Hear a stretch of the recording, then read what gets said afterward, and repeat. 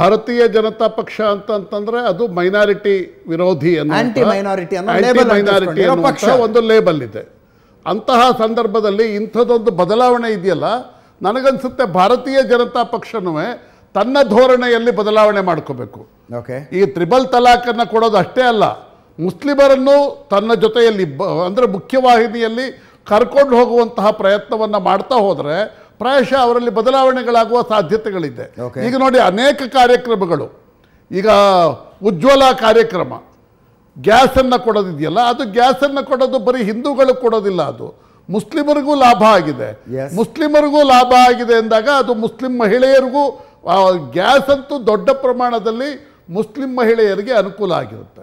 ಜನ್ಧನ್ ಕಾರ್ಯಕ್ರಮದಲ್ಲಿ ಹಿಂದೂಗಳೇ ಹೋಗಿ ಅಕೌಂಟನ್ನು ಓಪನ್ ಮಾಡೋದಕ್ಕೆ ಸಾಧ್ಯ ಇಲ್ಲ. ಅದರೊಳಗೆ ಇವರು ಮುಸ್ಲಿಮರು ದೊಡ್ಡ ಪ್ರಮಾಣದಲ್ಲಿ ಅದನ್ನು ಇದು ಅಕೌಂಟನ್ನು ಓಪನ್ ಮಾಡ್ತಾರೆ. ಇನ್ನು ಔಷಧಿಗಳ ಇದು ಬೆಲೆ ನಿಯಂತ್ರಣ ಇದೆಯಲ್ಲ, ಅದರೊಳಗೆ ದೊಡ್ಡ ಪ್ರಮಾಣದಲ್ಲಿ ಮುಸ್ಲಿಮರಿಗೂ ಸಹಾಯಕ ಆಗಿದೆ, ಹಿಂದೂಗಳಿಗೂ ಸಹಾಯಕ ಆಗುತ್ತೆ. ಜನೌಷಧ ಸ್ಕೀಮ್ನ ಹೇಳ್ತಾ ಇರೋದು ಆ ಯೋಜನೆಯಲ್ಲಿ. ಅಂದರೆ ನರೇಂದ್ರ ಮೋದಿಯವರ ಅನೇಕ ಕಾರ್ಯಕ್ರಮಗಳು ಮುಸ್ಲಿಮರಿಗೂ ತಲುಪಿದೆ ಅನ್ನೋದಕ್ಕೆ ಇದು ಸಾಕ್ಷಿಯಾಗಿದೆ ಅಂತ ನನಗನ್ಸುತ್ತೆ. ಇಂಥ ಪರಿಸ್ಥಿತಿ ಒಳಗೆ ಹಿಂದೂಗಳು ಮತ್ತು ಮುಸ್ಲಿಮರ ನಡುವೆ ಹೇಟ್ರೆಡನ್ನು ನಿರ್ಮಾಣ ಮಾಡುವುದರ ಬದಲು ಒಂದು ಪಾಸಿಟಿವ್ ಥಿಂಕಿಂಗನ್ನು ಹರಿಯಬಿಟ್ಟು ಭಾರತದ ಈ ಒಂದು ರಾಜಕಾರಣದ ಮುಖ್ಯವಾಹಿನಿಯಲ್ಲಿ ಹಿಂದೂಗಳ ಜೊತೆಗೆ ಮುಸ್ಲಿಮರು, ಕ್ರಿಶ್ಚಿಯನ್ರು ಎಲ್ಲರನ್ನೂ ಕರ್ಕೊಂಡು ಹೋಗುವಂತಹ ಒಂದು ರಾಜಕಾರಣವನ್ನು ಮುಂದಿನ ದಿನಗಳಲ್ಲಿ ನರೇಂದ್ರ ಮೋದಿ ಮಾಡಿದ್ರೆ ಪ್ರಾಯಶಃ ಅದು ಜಾಸ್ತಿ ಆಗುತ್ತೆ. ಇದನ್ನು ನಾವು ಕೇವಲ ಇಂಡಿವಿಜುವಲ್ ಕಾನ್ಸ್ಟಿಟ್ಯೂಯನ್ಸಿ ಲೆಕ್ಕಾಚಾರದಲ್ಲಿ ನೋಡಬೇಕಾಗಿಲ್ಲ. ಒಟ್ಟು ಮುಖ್ಯವಾಹಿನಿ, ಈಗ ಪ್ರಶಾಂತ್ ಹೇಳ್ತಾರೆ ಒಂದೊಂದು ನಿರ್ದಿಷ್ಟ ಲೋಕಸಭಾ ಕ್ಷೇತ್ರದ ಲೆಕ್ಕಾಚಾರದಲ್ಲಿ ಹಾಕ್ತಾರೆ. ಅದು ನರೇಂದ್ರ ಮೋದಿ ಇದ್ದಾಗಲೂ ಆಗ್ತಾ ಇತ್ತು, ನರೇಂದ್ರ ಮೋದಿ ಇಲ್ಲದ ಸಂದರ್ಭದಲ್ಲೂ ಆಗ್ತಾ ಇತ್ತು. ಆದರೆ ನರೇಂದ್ರ ಮೋದಿ ಅವರು ಬಂದ ನಂತರದಲ್ಲಿ ಆಗಿರುವ ಆ ಕ್ವಾಲಿಟೇಟಿವ್ ಚೇಂಜ್ ಏನಾದರೂ ಮುಸ್ಲಿಂ ಮಹಿಳೆಯರಿಗೆ, ಮುಸ್ಲಿಂ ಪುರುಷರಿಗೆ ಕನ್ವಿನ್ಸ್ ಆಗಿದ್ರೆ ಇಟ್ ಈಸ್ ಗುಡ್ ಥಿಂಗ್. ಅವರೆಲ್ಲರೂ ಮುಖ್ಯವಾಹಿನಿಯಲ್ಲಿ ಬರಬೇಕು. ಮೂಲಭೂತವಾದಿಗಳು ಹಿಂದೂಗಳಲ್ಲಿರಲಿ, ಮುಸ್ಲಿಮರಲ್ಲಿರಲಿ, ಅವರು ತಮ್ಮ ಧೋರಣೆಯನ್ನು ಬದಲಾಯಿಸಿಕೊಂಡು ಎಲ್ಲರೂ ಜೊತೆಲಿ ಹೋಗುವಂತಹ ಒಂದು ನಿಜವಾದ ಸೆಕ್ಯುಲರ್ ಸ್ಟೇಟ್ ನಿರ್ಮಾಣ ಆಗಬೇಕು. ಪ್ರಶಾಂತ್, ಸರ್ವೆಯ ಪ್ರಕಾರ ಕ್ರಿಶ್ಚಿಯನ್ ಕಮ್ಯುನಿಟಿ ಮುಸ್ಲಿಂ ಕಮ್ಯುನಿಟಿಗಿಂತಲೂ ಜಾಸ್ತಿ ಅಪ್ಸೆಟ್ ಹಾಕೊಂಡಿದೆ ಕೇಂದ್ರ ಸರ್ಕಾರದ ಬಗ್ಗೆ ಅಂತ. Any possible reasons?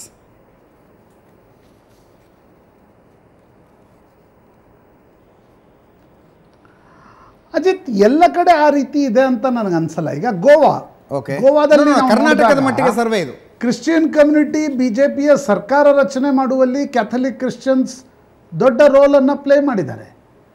North eastern ಸ್ಟೇಟ್ಸಲ್ಲಿ Christian ಕಮ್ಯುನಿಟಿಯ ಬೆಂಬಲವಿಲ್ಲದೆ NDA ಸರ್ಕಾರಗಳ ರಚನೆ ಆಗ್ತಕ್ಕಂಥ ಸ್ಥಿತಿನೇ ನಿರ್ಮಾಣವಾಗ್ತಾ ಇರಲಿಲ್ಲ. ಆದರೆ ಕೆಲವೊಂದು ಕಡೆ ಕೆಲವು BJP ನಾಯಕರ ಹೇಳಿಕೆಗಳಿಂದಾಗಿ, ಕೆಲವು BJP ನಾಯಕರ ಪದೇ ಪದೇ ತೆಗೆದುಕೊಳ್ತಾ ಇರತಕ್ಕಂಥ ಏನೊಂದು TV ಬೈಟ್ಸ್ಗಳಿವೆ, ಆ ಕಾರಣಗಳಿಂದಾಗಿ ಕೂಡ ಅನೇಕ ಮಟ್ಟದ ಅಸಮಾಧಾನ ನಿಶ್ಚಿತವಾಗಿ ಇರಬಹುದು ಅಂತ ನನಗನ್ಸುತ್ತೆ. ಅದರ್ವೈಸ್ ಕೆಲ ರಾಜ್ಯಗಳಲ್ಲಿ ಕ್ರಿಶ್ಚಿಯನ್ ಮತದಾರರು ಅತಿ ಹೆಚ್ಚು ಬಂದು BJPಗೆ ವೋಟ್ ನೀಡ್ತಾ ಇರತಕ್ಕಂಥದ್ದು. ಈಗ ಮಹಾರಾಷ್ಟ್ರ ಫಾರ್ ಎಕ್ಸಾಂಪಲ್, ಮುಂಬೈಯಲ್ಲಿ ಅನೇಕ ಕ್ರಿಶ್ಚಿಯನ್ ಇನ್ಸ್ಟಿಟ್ಯೂಷನ್ಸ್ಗಳು BJPಗೆ ಸಪೋರ್ಟನ್ನು ನೀಡ್ತವೆ. ಗೋವಾ ಕ್ಯಾಥಲಿಕ್ ಕ್ರಿಶ್ಚಿಯನ್ಸ್ಗಳು BJPಗೆ ಬೆಂಬಲವನ್ನು ನೀಡಿದ್ವು. ಮನೋಹರ್ ಪರಿಕ್ಕರ್ ಇದನ್ನು ಸ್ವತಃ ಅನೇಕ ಬಾರಿ ಹೇಳಿಕೊಂಡಿದ್ದಾರೆ. ಆ ಕಾರಣದಿಂದ ನನಗನ್ಸುತ್ತೆ ಕೆಲ BJP ನಾಯಕರ ವರ್ತನೆಗಳು ಮತ್ತು ಹೇಳಿಕೆಗಳ ಕಾರಣದಿಂದಾಗಿ ಆ ಅಸಮಾಧಾನ ಇರ್ಬೋದು.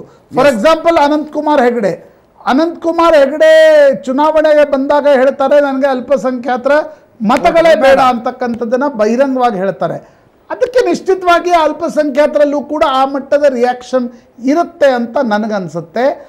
ಅದರ್ವೈಸ್ ಸ್ಪೆಸಿಫಿಕಲಿ ಕ್ರಿಶ್ಚಿಯನ್ರು ನರೇಂದ್ರ ಮೋದಿ ವಿರುದ್ಧ ಹೋಗಲಿಕ್ಕೆ ಯಾವುದೇ ಕಾರಣಗಳಿವೆ ಅಂತ ನನಗನ್ಸಲ್ಲ. ಅಲ್ಪಸಂಖ್ಯಾತರು ಮತ್ತು ಬಹುಸಂಖ್ಯಾತರ ಏನೊಂದು ರಾಜಕಾರಣ ಇದೆ, ಅದನ್ನು ಹೊರತುಪಡಿಸಿದಲ್ಲಿ ಸ್ಪೆಸಿಫಿಕ್ ಆಗಿ ಮುಸ್ಲಿಂ ಮಹಿಳೆಯರು ಖುಷಿಯಾಗಿದ್ದಾರೆ, ಆದರೆ ಕ್ರಿಶ್ಚಿಯನ್ರು ನರೇಂದ್ರ ಮೋದಿ ಅವರಿಂದ ಮುನ್ಸ್ಕೊಂಡಿದ್ದಾರೆ ಅನ್ನಲಿಕ್ಕೆ ಯಾವುದೇ ಕಾರಣಗಳು ಇವೆ ಅಂತ ನನಗನ್ಸುತ್ತೆ. Yes, wonderful Prashant, thank you very much. Madev Prakash ಅವರೇ ಧನ್ಯವಾದ, ಸಮಯ ಮುಗಿದಿದೆ. Thank you very much. ಇದೊಂದು ಜಾತಿ ಲೆಕ್ಕಾಚಾರದ ಸಮೀಕ್ಷೆಯ ವಿವರ ಆಗಿತ್ತು. ನಾಳೆಯಿಂದ ಇನ್ನಷ್ಟು ಕುತೂಹಲಕಾರಿ ವಿಷಯಗಳಿಗೆ ಹೋಗ್ತೀವಿ. ಸರ್ವೆಯನ್ನು ಹೊರತುಪಡಿಸಿ ಕೂಡ ನಿಮ್ಗೆ ಹೇಳೋದಕ್ಕೆ ಅನೇಕ ಅಂಶಗಳಿದೆ. ಹೇಗಿದೆ ರಣಕಣ ಕರ್ನಾಟಕದಲ್ಲಿ ಅನ್ನೋದರ ಕ್ಲಿಯರ್ ಪಿಕ್ಚರ್ ಸುವರ್ಣ ನ್ಯೂಸ್ನಲ್ಲಿ ಮಾತ್ರ ನಿಮಗೆ ಸಿಗೋದಕ್ಕೆ ಸಾಧ್ಯ ಅಂತ ಹೇಳ್ತಾ ಈ ವಿಶೇಷ ಕಾರ್ಯಕ್ರಮ ಮುಗಿಸ್ತಾ ಇದ್ದೀನಿ.